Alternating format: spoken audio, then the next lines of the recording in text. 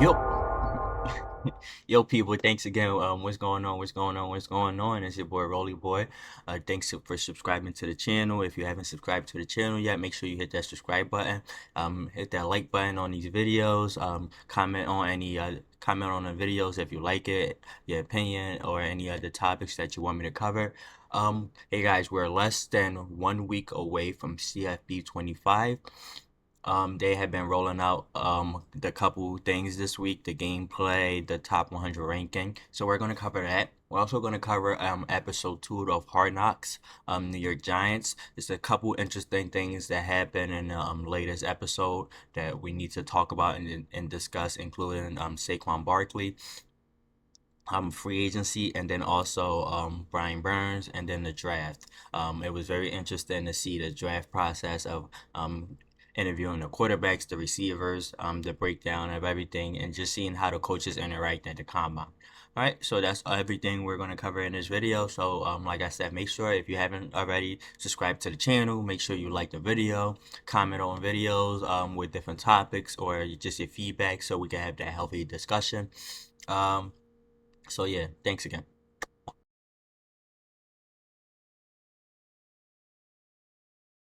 I mentioned earlier, college football 25 is dropping July 19th, less than a week away. Just a couple of things that they have been rolling out this week. Their gameplay, we got to see that on Monday of how the game would be. My first initial takeaway from the gameplay is I like the offensive movements, the running back, what you could do with the passing game and everything like that, the blocking scheme, everything like that. I just kind of have a few, I don't want to say downers on the defensive side of the ball, but from the gameplay from what they released on Monday, the tackling, I don't know if it was because of the player that was playing, but the tackling on the game looked kind of suspect. All right, but other than that, the gameplay looks great. The offense and defense, I love what you could do with the disguising your coverage as a defense, and then with the offense. I like how you could layer the ball in certain spots as far as the passing game. You could put it in certain positions that you typically wouldn't have been able to put it in other whether it was Madden or other college football games in the past. Also,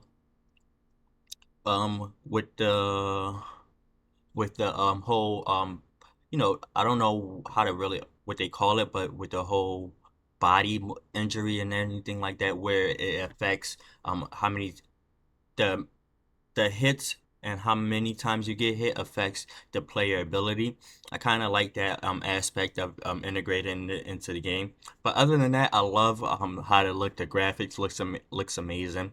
Um, the pre-game setup, just the whole game as in general just looks very good. It makes you kind of remind you of that Saturday morning feeling or Saturday afternoon feeling of watching college football. So I'm very excited for that. I can't wait for that to drop. Um, so yesterday they released the top 100 top 100 players in college football 25. And it has some interesting names on there. So I won't go through the whole 100 list. I just want to go through the top 25 real quick. All right. And so for I want to start at number 25. They had Jaden Ott. Number 24, it was Ariante Aerosol. Number 23, Trevon Henderson. Number 22, Omarion Hampton. 21, Dion Walker. 20, Mikael Williams. 19, Emike Abuka. 18, Carson Beck. 17, Shador Sanders. 16, Higgins. 15, Barrett Carter. 14, Terrion McKinnon. I butchered that name. 13, Kelvin Banks Jr. 12 is Benjamin Morrison. 11 is Luther Burden III. Top 10, okay? Top 10 would be Tate Rutledge. Number 9 would be Quentin Juxkin. Number 8, Mason Graham. Number 7, Malik Starks. Number 6, Travis Hunter. Number 5, Caleb Downs. Number 4, James Pierce Jr. Number 3, Ollie Gordon the second. Number 2, Will Campbell. And number 1, the number 1 ranked player on College Football 25 will be Will Johnson with that 96 overall. Um, so I just want to touch on that real quick. So if you guys noticed from the top 25, they have the highest top ranked quarterback in this year college football game is Shedeur Sanders. All right, so I do want to go through some top position. So they have Shedeur Sanders, the top ranked quarterback, with a 93 overall rating. They also have top running back overall would be Ali Gordon with a 96 overall rating. Um, the top wide receiver overall will be Travis Hunter. Travis Hunter was ranked number 6 overall with a 95 overall ranking. The top tight end will be Colston Loveland. Top left tackle would be Will Campbell. I believe he is the top second best player in this game with a 96 overall. All right, so just a couple pointers, a couple takeaways. I want to firstly focus on the top 5 quarterbacks in this year game. So top 5, like I mentioned, they have Shedeur Sanders number 1, with a 93 overall ranking. They have at number 2 will be Carson Beck. Number 3 will be Dalen Gabriel with a 92 overall ranking. Number 4 will be Quentin Ewers with a 92 overall ranking. Number 5 will be Jalen Milroe. Number 6 is Jalen Daniels with a 90 overall ranking. Number 7 is Jackson Dart with a 90 overall ranking. And number 8 is Keon Salter, 90 overall ranking. So it's just some interesting takeaway from this game from the quarterback ranking already. They have Shedeur Sanders as the number 1 ranked quarterback in this game. I don't really necessarily agree with that ranking, but they also have Carson Beck, so that Carson Beck and Shedeur are kind of tied for the top spot. It just depends on how you want to slice it, because they both have the same overall ranking. I don't really have any problem with Shedeur being number 1. Um, just being the fact that I want to say he's a more mobile quarterback. I don't know about I don't really have any problems with Shedeur being number 1. But if I were to have to pick, I don't really think him and Quinn Ewers are far apart. As far as skills wise, passing the ball, you give Shedeur the nod for being more athletic, more mobile. But Shedeur and Carson Beck are kind of are tied with the same overall ranking at 93. So early takeaways from this, I kind of like the quarterback rankings. I don't really have any major problem with the quarterback rankings. Where I do have a problem is with the wide receiver ranking. So for the receivers in college football 25, they have the number 1 ranked wide receiver is Travis Hunter. Right behind him is Luther Burden III. Then you have Terrion McLean, Emike Ibuka, Tez Johnson, Troy Horton, Evan Stewart, Trey Harris, and Xavier Restero Pro. Okay. Now having Travis Hunter ranked the top wide receiver in this game is kind of a head scratcher, being that he played both sides of the ball. And having him rank over people that played only one side of the ball and focused mainly on the offensive side of the ball as being a receiver, it's kind of a head scratcher, because these guys put up better numbers than Travis Hunter. I get that it probably was Travis Hunter first year playing receiver in college at the college level, but overall, I don't really understand why you would have him over to say, for example, Emike Ibuka or Tez Johnson. Tez Johnson and Emike Ibuka, I believe, are the better receivers. Just looking at their numbers, from for Tez Johnson last year, he had 86 receptions, 86 receptions, 1,182 receiving yards, and 10 touchdowns. So, and compare that to Travis Hunter numbers, which are, as of last year, he has 57 receptions, 721 yards receiving, with 5 receiving touchdowns. Yes, I do note that Travis Hunter missed a couple games with an injury, but and he played both sides of the ball. I just me for no, he played receive. Travis Hunter played receiver at Jackson State, so I don't really see why he's the number one ranked receiver in this year game. That just to me seems like is a Colorado bias. Just being the fact that Travis Hunter does not deserve to be the number one ranked receiver. So I do want to break it down because they have his speed. His overall is a 95. His speed is a 95. His acceleration is a 96. His strength is a 64. His awareness is a 97. His jumping is a 97, compared to other receivers, like I said, that I would have over him, like Emike Ibuka or Tez Johnson. For Tez Johnson, they have him at ranked at 91 overall with a speed of a 96. So they have Tez Johnson faster than Travis Hunter. They also have his acceleration a 97, which is higher than Travis Hunter.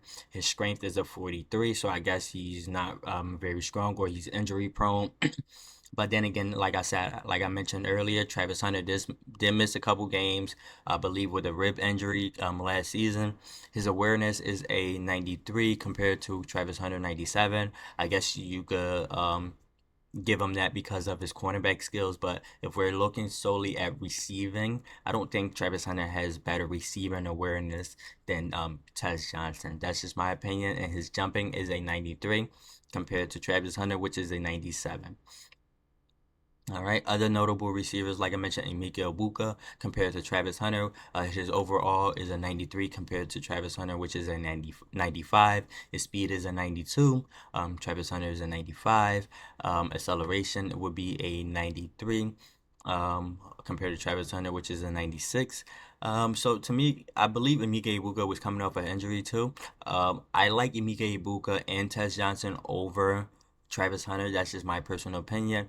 As a wide receiver. Now, if we was discussing Travis Hunter as the top corner ranking, he's not even the top corner in the game. So that's just like very confusing, because I believe the top corner in his game is the number one overall um player, which is Will Johnson at a 96 overall. So that's just kind of very confusing here, scratching, because I don't know why they would put or they would rank Travis Hunter the top wide receiver when his main position to me is corner. I believe Travis Hunter needs to focus more on the defensive side of the ball and let the offensive side of the ball go, because I believe he could be a very, very great defensive back. Defensive back, whether it's at corner, safety, nickel, anything like that. I believe that's where his main focus need to be. I understand he wants to play both sides of the ball, but as we seen it compared to last year, well, as we seen from last year, Travis Hunter playing both sides of the ball is really gonna have an effect not just on him, or not just on him, but the team in general. Because if you're relying on one player to be the offensive spark on your team, and then the defensive captain on your team, it's kind of handicapping you when that person gets injured. And that's what happened with the Colorado team last year. Travis Hunter got hurt, and the team kind of had no identity. They had no playmakers for really on the offensive side or defensive side of the ball. Um, so that's kind of really just interesting to me. Like, why is Travis Hunter the number one ranked receiver when to me his main position is cornerback? And he's not even a top ranked cornerback in the game. So just to me, it seems like they just wanted to give him that nod, because he couldn't be a top ranked corner in the game, so they wanted him to be the top ranked receiver in the game. Um, like I said, I'm really just it's just a head scratcher as to why you would have him ranked that high over some players that have put in all the work at the offensive side of the ball. So for me, if I was to have to rank these receivers, I would have Tez Johnson number one. Um, number one based off of his season last year. They have Tez Johnson ranked 59th overall in the whole college football game. So that's like 53 spots below Travis Hunter. And to me, he's a better receiver. So I don't know if they taken it if Travis Hunter ranking have him six overall, taking into account his receiving and his defensive back play, but who knows what goes into the ranking of gaming. I guess playing both sides of the ball give you kind of that extra leg up. I also like Emike Ibuka because I like Ohio State receivers. I believe Ohio State produced one of the best produces the best receivers in the country every year that they send out to the draft. So having Emike Ibuka ranked 19 overall, again 13 spots below Travis Hunter is kind of very interesting. His scratcher. I don't really pay attention to other like I just don't understand why you would have Travis Hunter ranked this high as a receiver. Like, we need to first of all define what position he plays. Is he an offensive side of the ball? If he's a if is he a wide receiver or is he a cornerback? Because having him play both sides of the ball, I don't like that personally. As a fan or even as a coach, I wouldn't want one player extending energy on both sides of the ball. This is not Pop Warner. This is not middle school. This is not, little league or high school where you could do that, where you could play both sides of the ball. This is college, getting you prepared for the NFL. And that might drop your draft stock, being that teams won't know where you fit if you would want to be a receiver if coming out of college, or if you're going to be um, a corner or defensive back. You kind of have to make that decision. You can't be in between, and having him ranked the highest ranked receiver is letting me know that these I wouldn't say NFL scouts, but these people that watches college football, or the EA people, believe that Travis Hunter is a better receiver than he is a corner. So I would just I believe these are supposed to translate these rankings are supposed to translate for Travis Hunter to his corner too. So I don't know about that yet. But again, having him ranked number six overall, the number one ranked receiver, is very much of a head scratcher. Um, for the college football game overall ranking. I don't really have any problem with the running back position and their ranking. I kind of believe this is where they should be. Um, should be overall. I like Omarion Hampton. I've seen him play it in person. I seen his overall, his skill sets, his breakaway speed, his physicality, everything like that. So I like that from him. Um, so like I said, the number one ranked player in this game is Will Johnson. I believe Will Johnson is the corner from Michigan.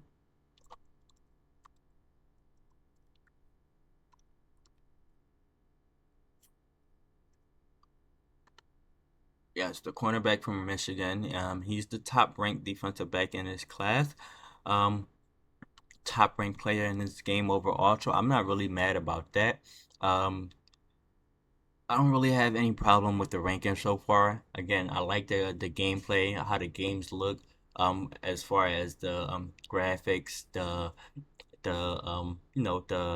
special effect, not the special effects, but like the little details of the college game that they brought into the game. The CFB 25.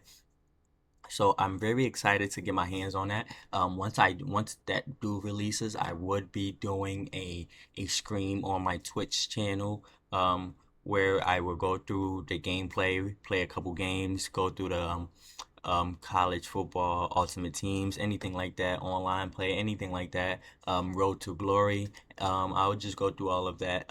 So if you would like to watch the stream, I will put the link in the video, or you can always just I believe the link would be I'll put the link in the description, but I will also put a link in my bio so that way you can subscribe to my Twitch channel. But if you want to subscribe to my Twitch channel, my Twitch name would be Rollieboy Rex. You already know how we rock, eh? So if you wanted to subscribe to my Twitch, it'll be Rollieboy Rex. So that way you don't miss out when we are ready to go live and when we get our hands on the game. And what's the name?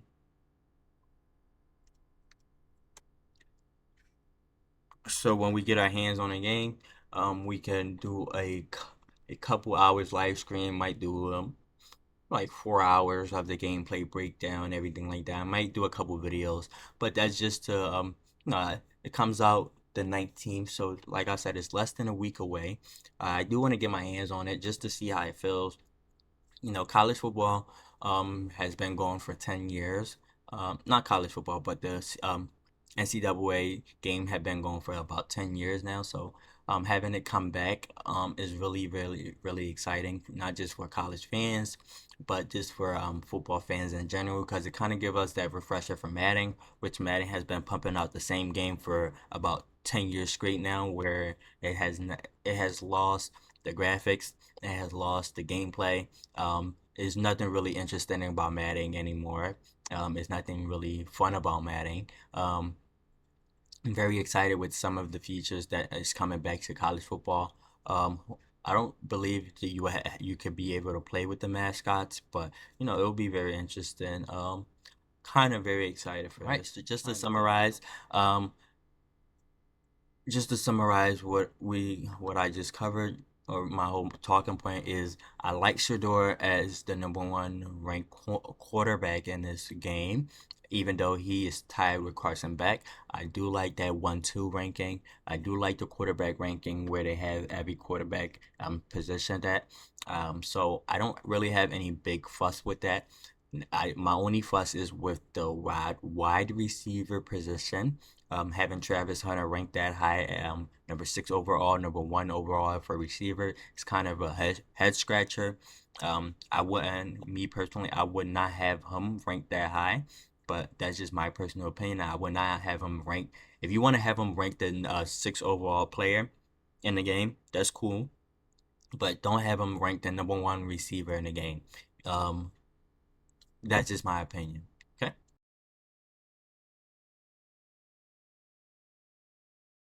Episode 2 drop, and main points that was covered was the combine interview, the combine performance, speaking on Saquon Barkley free agency, and also kind of mentioning the Brian Burns trade. Okay, so first thing I want to start with would be the combine, starting at the combine. So going into the combine, Brian Dable was very high on Malik Neighbors coming out of LSU at the combine. Even though Neighbors, I believe he didn't test at the combine or didn't do any activity at the combine. Brian Dable was very excited about him because he said he'd been watching film on him. I believe he really, Brian Dable was in love with Malik Neighbors even before he met Malik Neighbors. And then just that interaction with Malik Neighbors, I'm just asking him, how do he handle adversity, losing, and everything like that. Just to kind of get a sense on a receiver. People say receivers are divas. And I like that Malik Neighbors was honest with his answer. He did not try to sugarcoat anything. He did not try to downplay anything. He just said was honest with himself because he said, I hate losing more than I like winning." And we could see that if you ever watch him play, he wears his heart on his sleeve. So I'm very excited for him to come into the Giants offense, being that the coach want him and the coach is the offensive coordinator. So I very, very much is excited to see what Brian Daboll do with Malik Neighbors this coming season. Also, I do transition into the quarterback position. So the quarterback interviews dropped this week. Uh, we seen Jaden Daniels, Caleb Williams, JJ McCarthy, and Drake May all sit down with the Giants and go over their terminology. Brian Dable asked them some interesting questions. Did some good exercise with them with like play recognition or play recall, everything like that. So just some interesting takeaways from that interaction with the quarterbacks. Brian Dable and Joe Sheen was very, very, very, very excited and in love with Drake May. I, from watching it too, was very impressed with Drake May. His knowledge of the game, his terminology, the way he understood everything. He was very calm, collected. Um, you know, he seems like a very coachable player, very not lovable, but player that you could develop into because he has all the tools, the physical tools. He has the mindset. He has the mindset of not just the mindset of the game, but he has the brains, the smart of the game. And also, I did see Drake May play live when I went down to North Carolina this year. So I kind of see the arm talent, the pocket movement, the mobility, everything like that for myself in person. So I was very high on Drake May even before he got drafted, and just seeing his the interaction with the New York Giants this with the combine interview very made me kind of sad as a Giants fan because knowing that we tried everything in our power to move up to number three with the Patriots to move up to draft Drake May, but they was hell bent on drafting Drake May, so you can't really be mad at the Patriots for that.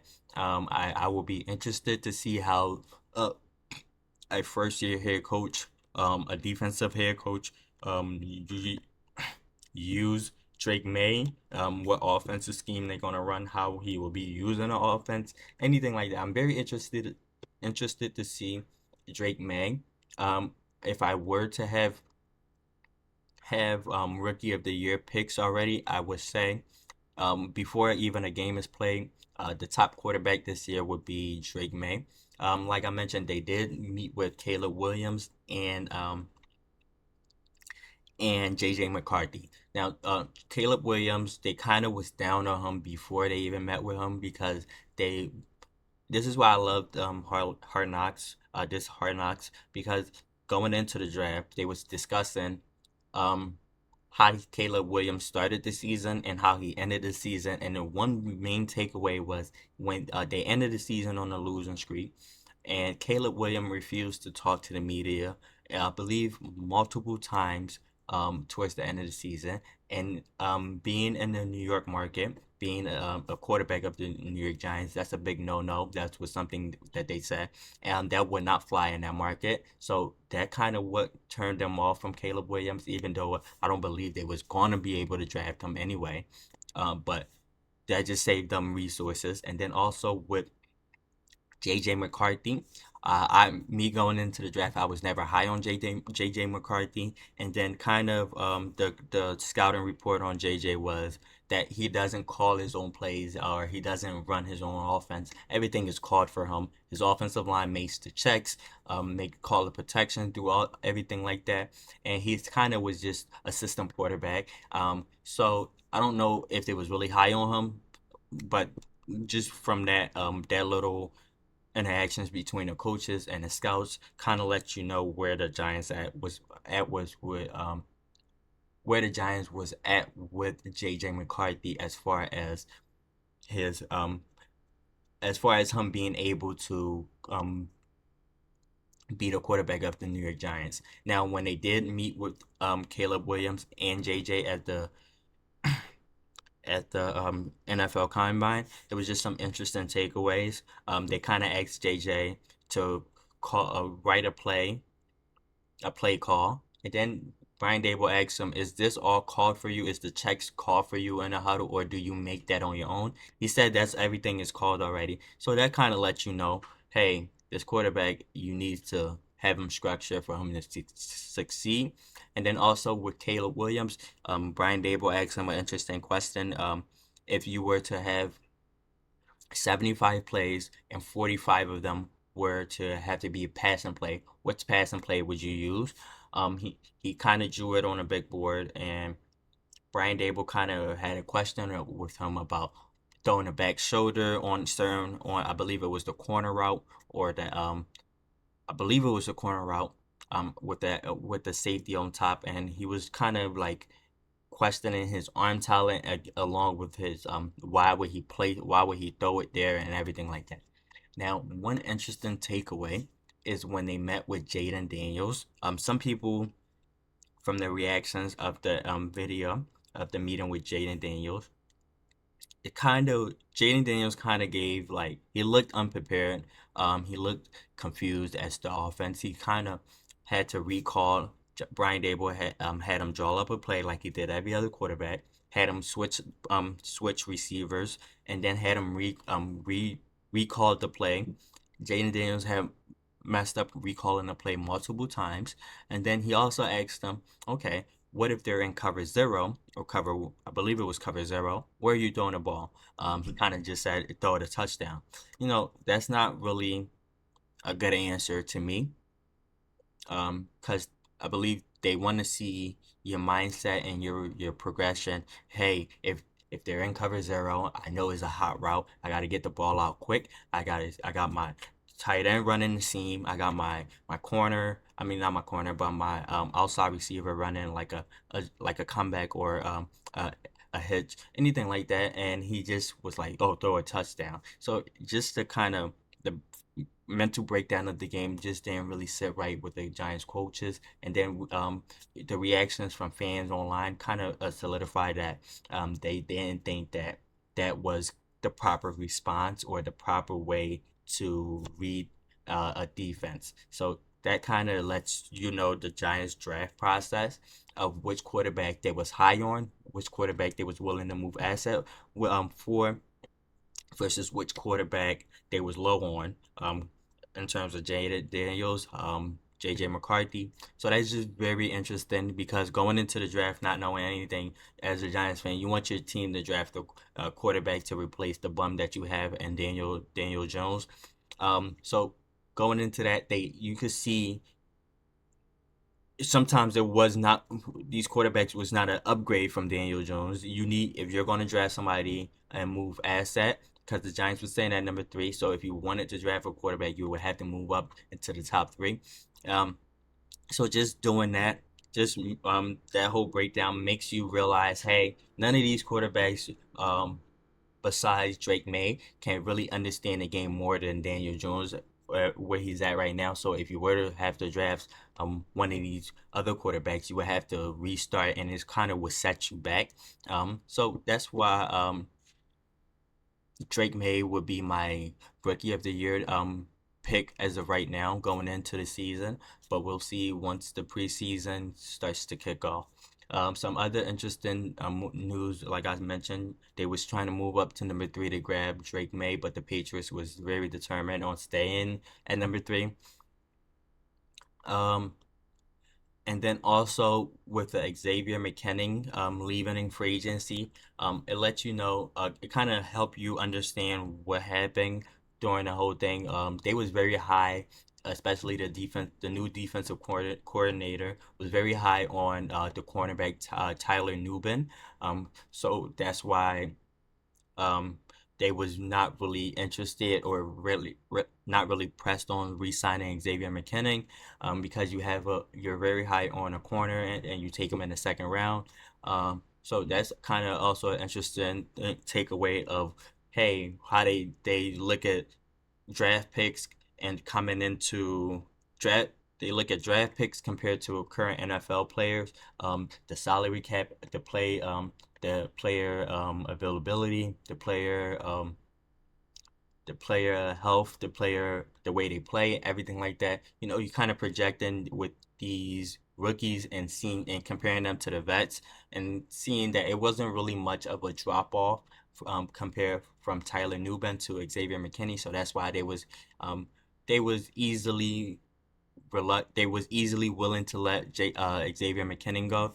Another interesting thing that happened was when um, we finally got the clarification on the Brian Burns trade. I believe it was a two second round picks.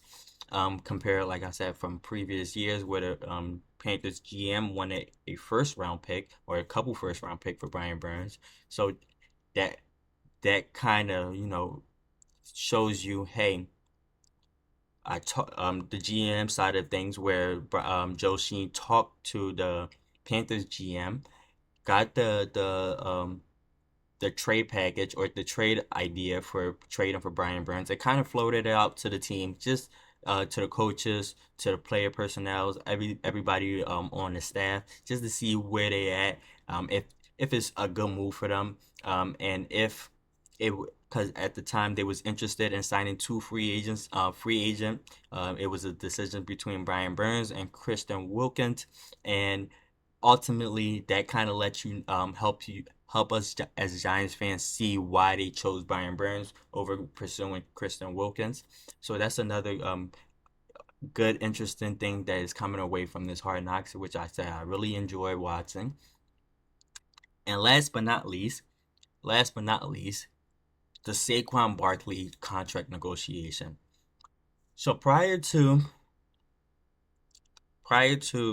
this Hard Knocks coming out, as Giants fans, we knew that we let Saquon Barkley go in free agency. We did not understand the process, or we did not understand why it happened, even though we could have franchised him. But some interesting nuggets that came out in this episode was one, the pre-draft press conference, the preparation kind of was preparing for the Saquon Barkley questions, and Joe Sheen kind of threw out, "Hey, I offered him a bigger contract last year, and he decided he didn't want that, and now he wanted to play on a he didn't want that, so we had to franchise him, and I don't want to franchise him again for the second time." Now he did not say this to the media. He kind of said it in his preparation prior to talking to the media, but that's kind of where you could see the negotiations with Saquon. Now, with this whole Saquon Barkley saga, it kind of lets you know that's who the type of person that Saquon is. Saquon, to me, I was never really of a big fan of him, but just watching this kind of make me even more not of a fan of him, because Saquon Barkley, from the end of last season, did not want to be with the Giants. I don't even think beginning of last season he wanted to be with the Giants. All right, I think he wanted a crazy contract, or he wanted to leave. Because if what Joe Sheen is saying is true, that he offered him a bigger contract last year than compared to this year, and Saquon still didn't want to sign that and chose free to be a uh play under the franchise tag, lets all Giants fans know that Saquon was out of there way before last year. Saquon did not want to be there, so kind of puts Giants fans to ease. And then also one thing interesting thing, when Saquon Barkley was did sign his free agency contract with the Philadelphia Eagles, he kind of went on Twitter and said, "Oh, I never received a contract offer from the Giants," which thankfully in this clip, um, not in this episode, but in the next episode, we kind of seen that, yeah, you did receive an offer, and you was aware. You kind of gave your word to the team. Hey, I'm gonna go out. The team said, hey, we're gonna let you go out and see your market value, and then we're gonna once you see your market value, we're gonna come. You're gonna come back to us, and then we can negotiate from there. He promised. He made a commitment to the Giants that he was gonna do that, and it doesn't seem like he followed through with that. So that to me lets me know what type of person Saquon is. He's a shitty person. Like I said, I was never a big fan of Barkley to begin with. I'm happy that he's gone. I feel as though he was overhyped. Now let's break down the contract that he did sign. Now this is on the next episode. You kind of heard it in the preview, where Joe Sheen said, I offered him a 3-year deal, giving him $12.5 million a year, with 25 million guaranteed. You want to know the deal that Saquon signed with the Philadelphia Eagles?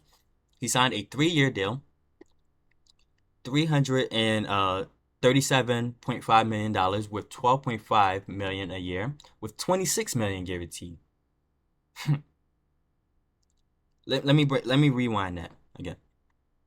The contract that the Giants offered him was a 3-year deal, $12.5 million a year, and 25 million guaranteed. The contract that Saquon Barkley signed with the Eagles is a 3-year, $12.5 million a year, and 26 million guaranteed. So, like I said, that kind of lets us Giants fans know that Saquon never wanted to be a Giants. So I'm happy that he's gone. I'm happy that the team doesn't have to rely on him, and I'm just frustrated that somebody will lie about that, saying, "Oh, they never received this contract offer." Like, if God, thankfully, this Hard Knocks came out, because if we were to just believe Saquon, we would have hated the Giants front office, because these players really sit here and lie. They really lied to the fans, telling them, "Oh, I wanted to be a Giants for life, this and that." Because if you wanted to be a Giants for life, you had the same contract offer from the Eagles and the Giants, and you chose the Eagles. They giving they're giving you the same amount of money, 3-year deal.